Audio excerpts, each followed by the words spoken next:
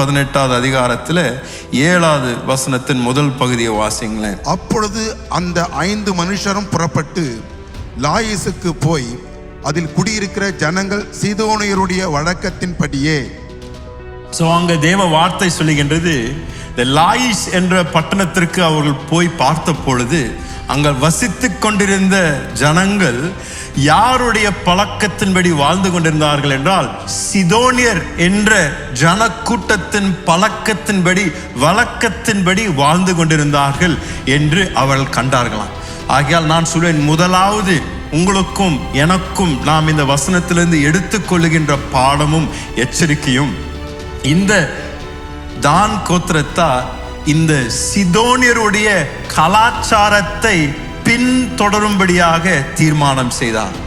அவர்கள் வசிக்க தெரிந்து கொண்ட இடம், அவர்கள் இந்த லாயிஸ் என்ற பட்டணத்தில் வாழ்ந்து கொண்டிருந்த ஜனங்கள் அவர்கள் தனிமையாக வாழ்ந்து கொள்ளவில்லை.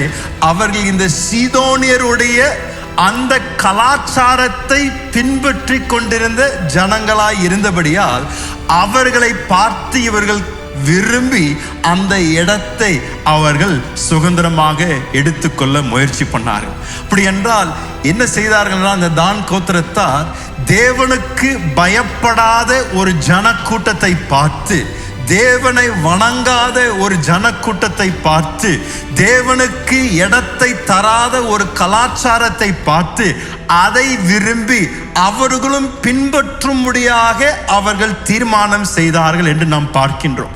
தேவனுடைய உடன்படிக்கையில் பிரவேசித்த இந்த இஸ்ரவேல் கோத்திரம் தேவன் கொடுத்த எல்லா கற்பனைகளை உண்மையாக பின்பற்ற வேண்டிய இந்த ஜனக்கூட்டத்தார் இவர்கள் தங்களுடைய சொந்த விருப்பத்தில் நடக்க துவங்கினார்கள்.